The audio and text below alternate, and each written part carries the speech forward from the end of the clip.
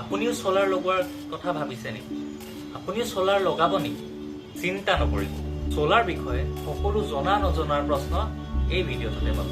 আপুনি চাগে শুনা পাইছে PM सूर्यघर मुफ्त बिजली योजना के तहत प्रारंभ में 1 करोड़ परिवारों को सोलर रूफटॉप लगाने के लिए सरकार मदद करेगी। इससे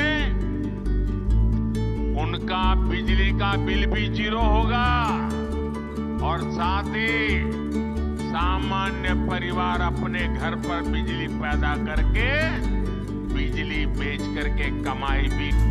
এইটোৱে আমাক নতুন পদক্ষেপ ল'বলৈ কাৰণে বহুত সহায় কৰিছে। এই স্কিমটোৱে সকলো ভাৰতবাসী অসমবাসী আত্মনিৰ্ভৰ ভাৰত নিজৰ ঘৰৰ লাইটৰ বিল বচোৱা আৰু অসমখন গ্ৰীণ কৰিব সুযোগ দিছে। আছাম টাইপেই হওক বা RCC ঘৰে হওক, আপোনালোকৰ য'তে নহওক কিয়, আপুনি চাকৰি কৰে বা চাকৰি নকৰে, ইয়াত কোনো বান্ধন নাই। ই প্ৰতিজন ভাৰতীয়ৰ পৰিবাৰলৈ এটা নিউ গেম চেঞ্জাৰ হৈ পৰিছে, যিহেতু এই স্কিমটোৱে দি আছে 60% লৈকে ছাবচিডি।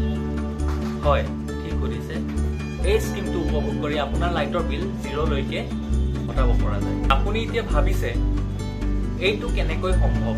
তাৰ আগতে মই কৈ দিওঁ, মই যিটো কৰা এমেজিং আছাম ফালৰ পৰা মই আপোনালোকৰ ঘৰলৈ এজ এ কনচালটেণ্ট যাম, ফ্ৰী অফ কষ্ট।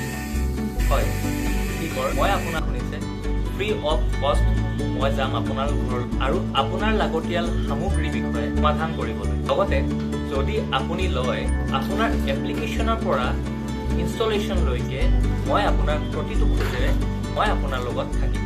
ইয়াৰ কোনো হিডেন চাৰ্জ নলওঁ। আপুনি 1 কিলোৱাটৰ পৰা যিমান কিলোৱাট নলগায়, এইটো কেৱল পইচাৰ বিষয়ে নহয়, পইচা বচোৱাৰ বিষয়ে নহয়। ই এখন আত্মনিৰ্ভৰ ভাৰত বা এমেজিং আছাম কৰি তোলাৰ এটা গল্প। অসমখন আৰু সেউজীয়া কৰাৰ আমাৰ উদ্দেশ্য।